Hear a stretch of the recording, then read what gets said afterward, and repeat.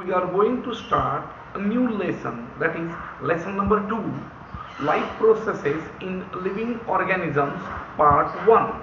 Okay, there are 4 major points in this topic: living organisms and life processes, living organisms and energy production, some nutrients and energy efficiency, and and cell division, a life process. These are 4 major points included in this topic. Now we are get clear each and every point one by one. Okay, first of all, living organisms and life processes. There are different systems in human body. They function in coordination with each other. For this action, they need a constant supply of energy. Carbohydrates मतलब, इसका मतलब ये होता है there are different system in human body. शरीर के अंदर अलग अलग तरीके के सिस्टम्स है, जैसे कि डाइजेस्टिव सिस्टम है, रेस्पिरेटरी सिस्टम है, देन एक्सक्रीशन सिस्टम है, कंट्रोल सिस्टम है. इस तरह के जो सिस्टम्स है जो एक दूसरे के उनका जो फंक्शन है वो कोऑर्डिनेशन विद ईच अदर. हर एक फंक्शन एक दूसरे को सहकार्य से एक दूसरे की मदद से काम करता है.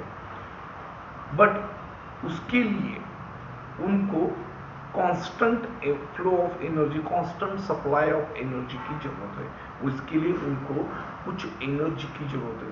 मतलब जो रेस्पिरेशन है, मतलब श्वासोश्वास, then respiration, digestion, excretion, reproduction, circulation, control, all these systems are work, their function with coordinate with each other. Okay, but for that they need constant supply of energy. अब ये एनर्जी जो है, energy कहाँ से आती है? Carbohydrate, fats and lipids in the diet provide energy to the body. The mitochondria present in the cytoplasm of the cell synthesize the energy by the utilizing these nutrients. For this reaction, oxygen is necessary. It is provided by the circulating blood. Each cell is thus supplied with oxygen and nutrients to produce the energy. Plants are autotrophic. They synthesize their own food by photosynthesis. After utilizing some for their own needs, the remaining food is stored in fruit, root, stem, tubers, leaves, etc. The plant matter is consumed by animals, thus taking nutrients from the them. That means ये जो carbohydrates जो systems वर शरीर के अंदर जो अपनी संस्थाएं हैं जो अपना कार्य करती है, उसके लिए उनको एक ऊर्जा की जरूरत पड़ती है. और वो ऊर्जा उनको कार्बोहाइड्रेट्स, फैट्स, लिपिड्स, इनके जरिए जो उनको एनर्जी मिलती है. और ये जो मेन जो mitochondria present in cytoplasm of the cell. Mitochondria जो रहता है वो सेल के साइटोप्लाज्म में उपस्थित होता है कि वो synthesise energy by the utilising these nutrients. वो एनर्जी सिंथेसाइज करता है. कौन? Mitochondria. For this reaction oxygen is necessary. उनके लिए ऑक्सीजन की जरूरत होती है. It is provided by the circulating blood. जो ब्लड सर्कुलेशन होता है उसके जरिए ऑक्सीजन उनको मिल लगता है. Thus, each cell is supplied with oxygen and nutrients to produce the energy. मतलब ऑक्सीजन की सहायता से जो ब्लड जाता है, oxygen and nutrients to provide nutrients produce the energy. Oxygen and nutrients जो खून में होता है वो एनर्जी पैदा करता है. Plants are autotrophics. वनस्पति जो है मतलब पेड़ पौधे वो खुद का अन्न, खुद का जो भोजन है वो खुद फोटोसिंथेसिस प्रोसेस के जरिए पैदा करते हैं. After utilising some for their own needs, remaining food is store in the fruit. जब उनका यूटिलाइजिंग होने के बाद जो तैयार फूड जो फूड जो तैयार होता है, synthesising their own food by photosynthesis, but after utilising some their own need, उनकी जरूरत खत्म होने के बाद जो बचता है, remaining food is store in fruits. जो फूड बचता है वो रूट्स में, फ्रूट्स में, लीव्स में या स्टिंग ट्यूबर में स्टोर होता है। वनस्पति का जो फूड बचता है सिंथेसाइजिंग होने के बाद, एनर्जी का उनका प्रोसेस होने के बाद बचता है, उसका वो स्टोर्ड इन फल में, पत्तों में या उनके इसमें क्या बोलते हैं रूट्स में या स्टिंग में वो स्टोर हो सकते हैं। Plant matter is consumed by animals, और वो प्लांट्स एनिमल खाते हैं, मतलब कंज्यूम्ड बाय एनिमल्स एंड दस taking the nutrients from them. तो एनिमल्स को जो न्यूट्रिएंट्स मिलता है वो पेड़ पौधों के जरिए मिलता है। ओके, ये बता दिए। बाद में कार्बोहाइड्रेट्स, कार्बोहाइड्रेट्स जो होते हैं उनका जो मेन सोर्स है, कार्बोहाइड्रेट के मेन सोर्स क्या होते हैं? Milk, fruits, jaggery, cane sugar, cereals, vegetables, potato, sweet meat मतलब दूध, फल, गुड़, केन शुगर मतलब गन्ना, सेरल्स मतलब जो दाल होती है उसमें से, वेजिटेबल्स विविध हर तरह की मतलब की सब्जियां, पोटैटोज और sweet potato and sweet meat, उनके जरिए कार्बोहाइड्रेट्स के ये सोर्स है। These are main sources of carbohydrates. The function, carbohydrates provide 4 kilocalories energy per gram. Carbohydrates provide 4 kilocalories energy per gram. This is a living organisms and a life processes. Okay. Then living organisms, and next point is living organisms and energy production. Okay. उसके पहले हमको what is a respiration, how respiration process is done, or how respiration processes occur. Okay, release of energy in form of assimilated food is called a respiration. Inhalation and exhalation is called breathing. When inhalation is done, air enters the lungs. The oxygen form of air enters the blood, while carbon dioxide from the blood exits from the blood through the exhalation. Carbon dioxide is given out, thus gases exchange occur through the alveolar membrane. This is called external respiration. The RBCs carry oxygen to every cell. Here, inside the mitochondria, tissues, respiration or internal respiration takes place. Oxygen is used for the production of energy. By oxidation of food nutrients, energy is released in the form of ATP. मतलब हम शरीर के अंदर में जो श्वसन जो होता है वो 2 स्तर पे होता है, ऑक्सीजन एंड कार्बन डाइऑक्साइड, इनका इनहेलेशन एक्सहेलेशन होता है, और दूसरा शरीर के अंदर माइटोकॉन्ड्रिया के जरिए जो हम खाना खाते हैं, जो भोजन होता है, जो फूड होता है, उसका ऑक्सीजन की हेल्प से और उनका ऑक्सीडेशन हो जाता है और उसके जरिए हमारा काम हो जाता है। ओके, मतलब basically we eat the food which is in which carbohydrates is main from which we take energy. This energy is ATP form. उसके लिए ग्लूकोज या कार्बोहाइड्रेट्स उनका ऑक्सीडेशन बाय स्टेप्स होता है। उसको रेस्पिरेशन जो प्रोसेस है उसमें हम इस्तेमाल करते हैं। एक बार मैं वापस रिपीट करता हूं, living organisms and energy production. Okay, respiration in living organism takes place at the body and cellular level. Body level respiration, exchange of oxygen and carbon dioxide between body and environment. And cellular level respiration, oxidation and foodstuff inside the cell.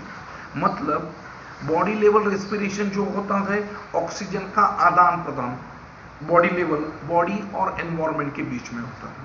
और cellular level respiration जो होता है, जो शरीर के अंदर होता है, oxidation of a foodstuff inside the cells. Dietary carbohydrates are utilized for the production of energy in the form of ATP. Oxidation of glucose is carried out step by step in the cells during the process of cellular respiration.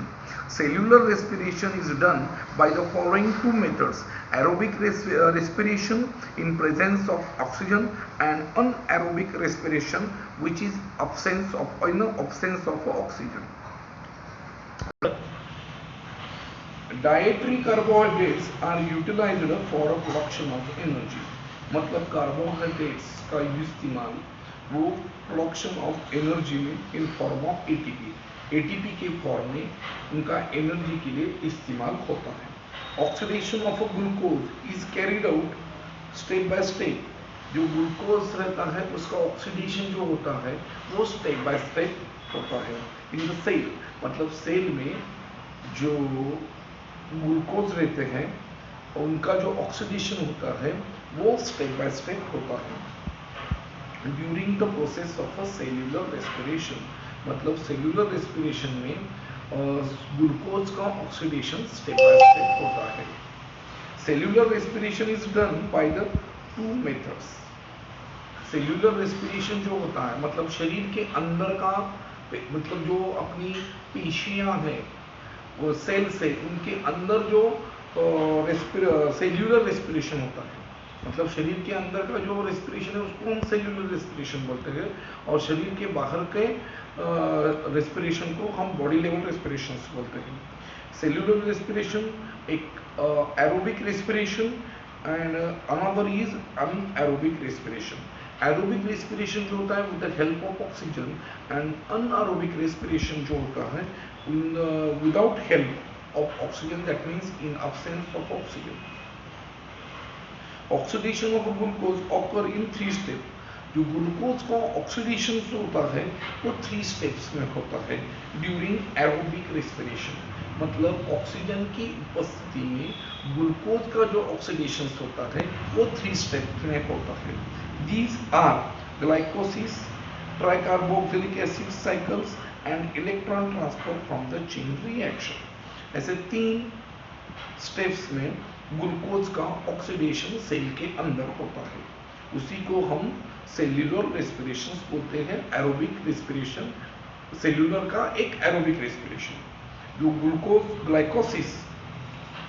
ग्लाइकोसिस is a glucose molecule is oxidized stepwise into 2 molecules of each of a pyruvic acid ATP and NADH2 and water.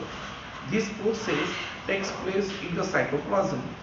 Pyruvic acid formed during the glycolysis is converted into molecule of acetyl coenzymes A and 2 molecules of each NADH2 and CO2.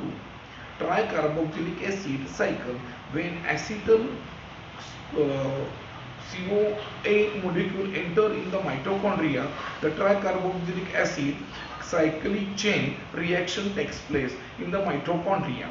Acetyl part of acetyl CoA is a complementary oxidized releasing molecules of a carbon dioxide, H2O, NADH2, FADH2. And third, electronic transfer chain reaction.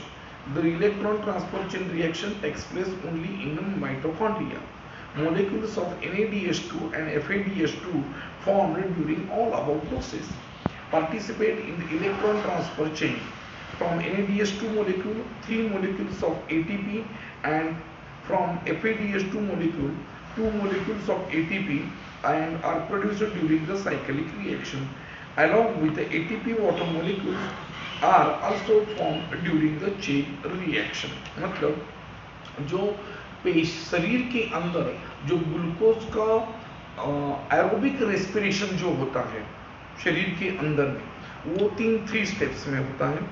पहला जो होता है ग्लाइकोसिस, second जो होता है tricarboxylic acid cycle, and third जो होता है electronic etc reaction, electronic transfer reaction. तो ग्लाइकोसिस क्या होता है, मतलब ग्लूकोज जो होता है उसका जो मोलिक्यूल्स होते हैं उसको स्टेप बाय स्टेप उनका ऑक्सीडेशन होता है. And that means a pyruvic and ATP, NADH2 and water, इनके जो दो जो व्हाट वी से, पहले 1 मिनट, मोलिक्यूल्स जो होते हैं उनके दो मोलिक्यूल्स जो होते हैं उनको तैयार होते हैं. मतलब ग्लूकोज जो होता है उसके अंदर उसका एक मोलिक्यूल जो होता है उसका ऑक्सीडेशन होके pyruvic acid, ATP, NADH2 and water, इनके दो मोलिक्यूल्स तैयार होते हैं. इस प्रोसेस में पायरुविक एसिड का मोलिक्यूल एसिटिल कोएंजाइम्स A, इस मोलिक्यूल में वो कन्वर्ट होता है. क्या होता है, पहले वापस बोलता हूँ, वापस सुनो. ग्लूकोज का 3 स्टेप में ऑक्सीडेशन होता है, बराबर है. इस ऑक्सीडेशन स्टेप में पहली स्टेप है ग्लाइकोसिस. ग्लाइकोसिस मतलब ग्लूकोज का ऑक्सीडेशन, ग्लूकोज का ऑक्सीडेशन होगा. इसमें ग्लूकोज का एक मोलिक्यूल उसका ऑक्सीडेशन होके pyruvic acid, ATP and NADH2, क्या क्या होता है, pyruvic acid, ATP, NADH2 and water, इनके दो मोलिक्यूल्स तैयार होते हैं. और जो तैयार पायरुविक एसिड जो होता है उसका एसिटिल कोएंजाइम A, इसमें कन्वर्जन होता है. और इसमें इस प्रोसेस के टाइम पे कार्बन डाइऑक्साइड के 2 मोलिक्यूल और NADH2 के 2 मोलिक्यूल तैयार होते हैं. कुछ समझ में आया तो वापस एक बार रिपीट करता हूं, आपको समझ में आएगा. ग्लाइकोसिस, ग्लाइकोसिस मीन्स व्हाट, ग्लाइकोसिस में ग्लूकोज का ऑक्सीडेशन. इस प्रोसेस में ग्लूकोज के जो मोलिक्यूल्स होते हैं, ग्लूकोज का एक मोलिक्यूल स्टेप बाय स्टेप उसका ऑक्सीडेशन होता है और pyruvic acid, ATP, NADH2 and water के दो मोलिक्यूल्स तैयार होते हैं. और जो पायरुविक एसिड जो तैयार होता है उसका उसका मोलिक्यूल एसिटिल को एंजाइम A के मोलिक्यूल में कन्वर्ट होता है, रूपांतरित होता है. और इस टाइम में कार्बन डाइऑक्साइड के 2 और NADH के 2 मोलिक्यूल्स तैयार होते हैं. इसको हम ग्लाइकोसिस प्रोसेस बोलते हैं, मतलब पहली स्टेप. दूसरी step tricarboxylic acid, that is a Krebs cycle. जो एसिटिल कोएंजाइम A जो के मोलिक्यूल जो होते हैं वो एसिटिल को इसमें एसिटिल को A के मोलिक्यूल्स एंटर इनटू माइटोकॉन्ड्रिया. जो मोलिक्यूल्स होते हैं वो माइटोकॉन्ड्रिया में एंटर करते हैं. Then the tricarboxylic acid cyclic chain reaction takes place. उसके बाद में ट्राइकार्बोक्सिलिक एसिड की चेन शुरुआत होती है. कहाँ पे, माइटोकॉन्ड्रिया में, टेक्स प्लेस इन माइटोकॉन्ड्रिया. और एसिटल पार्ट ऑफ एसिटल कोए इज कंप्लीटली ऑक्सीडाइज. और उसके बाद में एसिटल कोएंजाइम्स A की जो प्रोसेस में उसका वो कंप्लीटली ऑक्सीडाइज होता है और releasing molecules of carbon dioxide, water, NADH2 and FADH2. मतलब यहाँ ट्राइकार्बोक्सिलिक एसिड की चेन जो होती है ट्राइकार्बोक्सिलिक एसिड, इसमें एसिटल को ए मोलिक्यूल जो होता है वो माइटोकॉन्ड्रिया में एंटर होता है.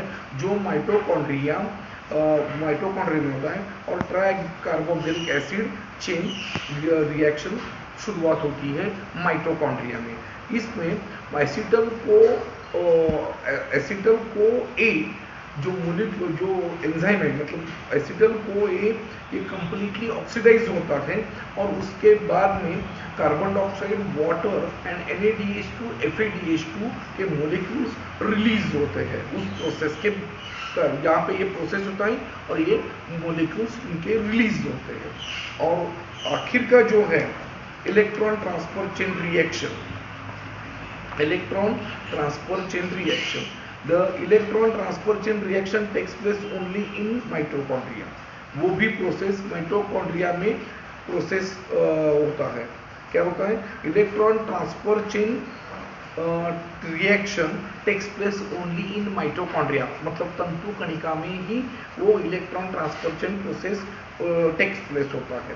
मोलिक्यूल्स NaDH के मोलिक्यूल्स एंड FADH2 के molecules formed during all above process, और ये NaDH2 के और FADH2 के जो मोलिक्यूल्स है फॉर्म्ड और during all above process participate in the electron transfer chain reaction. From NaDH2 molecule, 3 molecule of ATP and from FADH2 and 2 molecules of ATP are produced during the cyclic reaction. Along with ATP, water molecules are formed during the chain reaction. I think ये जो process है living organism production, living organism and energy production में हम जो respiration, इसमें aerobic respiration, aerobic respiration के इसमें जो 3 स्टेप्स होते हैं उसके बारे में मैंने आपको जानकारी बता दी। Okay, I think all of you understand very well.